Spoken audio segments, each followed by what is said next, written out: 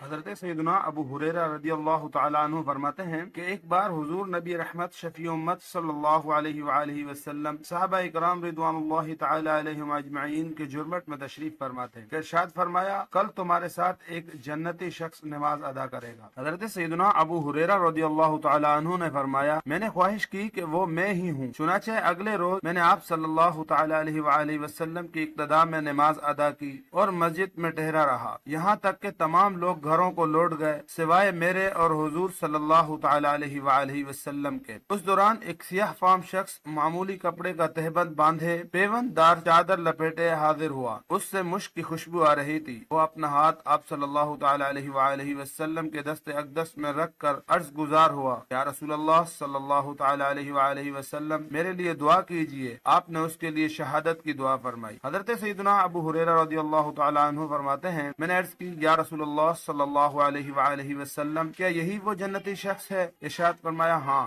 یہ بنی فلاں کا غلام ہے۔ میں نے عرض کی یا رسول اللہ صلی اللہ تعالی علیہ وآلہ وسلم آپ اسے خرید کر آزاد کیوں نہیں فرما دیتے؟ ارشاد فرمایا میں یہ کیسے کر سکتا ہوں جبکہ اللہ عز و جل اسے جنت کا بادشاہ بنانا چاہتا ہے۔ اے ابو ہریرہ جنتوں کے کچھ بادشاہ اور سردار ہوں گے اور یہ سیاہ فام شخص جنتی بادشاہ اور سرداروں میں سے ہوگا۔ اے ابو ہریرہ بے شک اللہ عز و جل اپنی مخلوق میں سے مخلص پوشیدہ رہنے والے نیکوکار پرکندہ سرغبار آلود چہرے اور صرف حلال کمائی کھانے والے بندوں سے محبت فرماتا ہے۔ یہ وہ لوگ ہیں کہ جنہیں امرا کے پاس آنے کی اجازت نہیں ملتی، اگر ناز و نعیم میں پرورش پانے والی عورت کو نکاح کا پیغام دے تو ان سے نکاح نہ کیا جائے، اگر غیب ہوں تو انہیں ڈھونڈا نہ جائے، موجود ہوں تو ان کی آہو بھگت نہ کی جائے، اگر کسی مجلس میں جائیں بیمار ہو جائیں تو ان کی عیادت نہیں کی جاتی، اور اگر وصال فرما جائیں تو کوئی ان کے جنازے میں شرکت نہیں کرتا۔ عرض کی گئی یا رسول اللہ صلی اللہ علیہ وسلم ان صفات کا حامل کوئی شخص مل سکتا ہے؟ ارشاد فرمایا اویس کرنی انہی میں سے ہے۔ عرض کی گئی اویس کرنی کی کچھ علامات بیان فرما دیجئے۔ ارشاد فرمایا اس کی آنکھیں سرخ، مائل بال سرخ و سفید، کشادہ کندھے، درمیانہ قد، گندم کو رنگ والا، ٹوڑی کو سینے کی طرف جھکانے والا، نگاہ پست رکھنے والا، دائیں کو بائیں پر ترجیح دینے والا، بکثرت تلاوت قرآن کر کے آنسو بہانے والا، پھٹی پرانی چادر والا کہ جس کی کوئی پرواہ نہیں کی جاتی، اون کا تیبند اور چادر لپیٹے ہوگا، اہل زمین میں غیر معروف لیکن اہل آسمان میں مشہور و معروف ہوگا، اگر کسی معاملے میں اللہ عز و جل پر قسم کھا لے تو اللہ عز و جل اس کی قسم کو ضرور پورا فرما دے۔ سنو اس کے بائیں کندھے کے نیچے برس کا داغ ہوگا،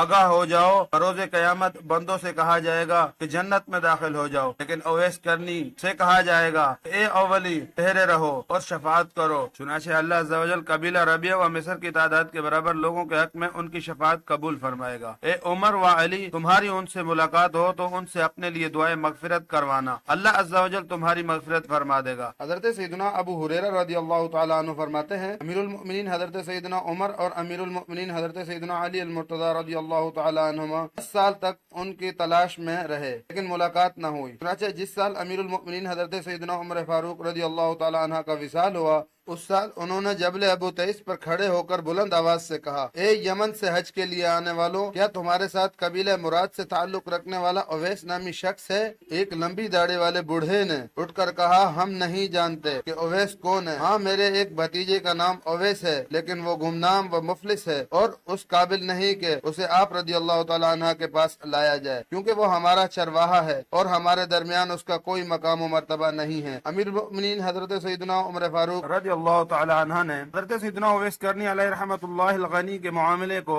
اس کے سامنے پوشیدہ رکھا، گویا آپ کی مراد وہ نہیں ہے، اور اس سے دریافت فرمایا تمہارا بھتیجا کہاں ہے؟ کیا وہ ہم سے زیادہ حقیر ہے؟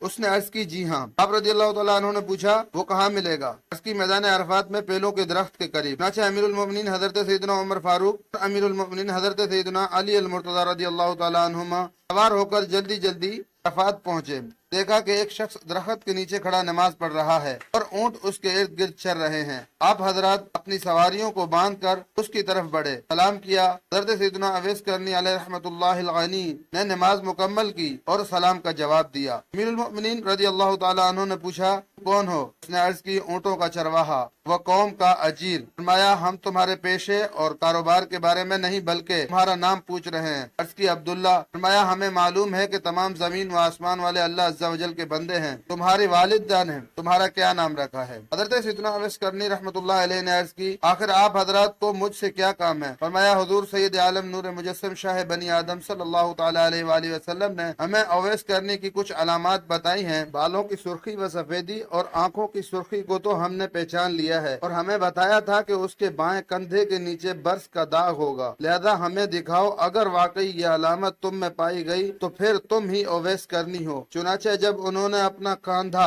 دکھایا تو نشانی دیکھ کر دونوں حضرات بڑھ کر بوسہ لیتے ہوئے کہنے لگے ہم گواہی دیتے ہیں کہ آپ ہی اویس کرنی ہیں، اللہ عز و جل آپ کی مغفرت فرمائے، ہمارے لیے دعائے مغفرت کیجیے۔ حضرت سیدنا اویس کرنی رحمت اللہ علیہ نے کہا میں کسی مخصوص شخص کے لیے دعا نہیں کرتا بلکہ خشکی و تری میں جتنے بھی مسلمان مرد و عورت ہیں سب کے لیے دعا کرتا ہوں۔ اب جب اللہ عز و جل نے آپ حضرات پر میرا حال اشکار فرما دیا اور میرا معاملہ ظاہر فرما دیا ہے تو آپ بتائیے کہ آپ ہیں کون؟ امیر المؤمنین حضرت سیدنا علی المرتضی کرم اللہ تعالی وجہ الکریم نے فرمایا یہ امیر المؤمنین حضرت سیدنا عمر فاروق اعظم رضی اللہ تعالی عنہ ہیں اور میں علی ابن ابی طالب ہوں۔ حضرت سیدنا اویس کرنی رحمت اللہ علیہ نے جب یہ سنا تو فوراً باادب طریقے سے کھڑے ہو گئے اور سلام عرض کرتے ہوئے کہا اللہ عز و جل آپ دونوں کو امت کی جانب سے بہترین بدلہ عطا فرمائے۔ امیر المؤمنین حضرت سیدنا علی المرتضی کرم اللہ تعالی وجہ الکریم نے فرمایا آپ کو بھی جزائے خیر عطا فرمائے۔ امیر المؤمنین حضرت سیدنا عمر فاروق رضی اللہ تعالی عنہ نے فرمایا اللہ عز و جل تم پر رحم فرمائے، تم اسی جگہ ٹھہرو، میں مکہ مکرمہ زاد اللہ شرفوں و تعظیمہ سے اپنے عطیات میں سے تمہارے لیے کچھ خرچہ اور زائد کپڑوں میں سے کچھ کپڑے لے کر آتا ہوں، میرے اور تمہارے درمیان یہی جگہ مقرر ہے۔ حضرت سیدنا اویس کرنی علیہ رحمت اللہ الغنی نے عرض کی اے امیر المؤمنین میرے اور آپ کے درمیان کوئی وعدہ نہیں ہے، میرا خیال ہے کہ آج کے بعد آپ مجھے نہیں پہچان سکیں گے، رہا خرچہ اور کپڑے تو میں ان کا کیا کروں گا؟ کیا آپ مجھ پر اونی چادر اور تہبند نہیں دیکھ رہے؟ کیا یہ پرانی ہو گئی ہیں؟ کیا میرے جوتے نہیں دیکھ رہے؟ کیا یہ پرانے ہو گئے ہیں؟ کیا آپ نہیں جانتے کہ مجھے اونٹ چرانے کے عوض 4 درہم ملتے ہیں؟ آپ نے کب مجھے انہیں کھاتے دیکھا ہے؟ اے امیر المؤمنین میرے اور آپ کے سامنے سب پہاڑ ہیں جنہیں بوجھل لوگ طے نہ کر سکیں گے، اللہ عز و جل آپ پر رحم فرمائے، آپ بھی خود کو ہلکا پھلکا رکھیے۔ امیر المؤمنین حضرت سیدنا فاروق اعظم رضی اللہ تعالی عنہ نے جب ان کی یہ گفتگو سنی تو اپنا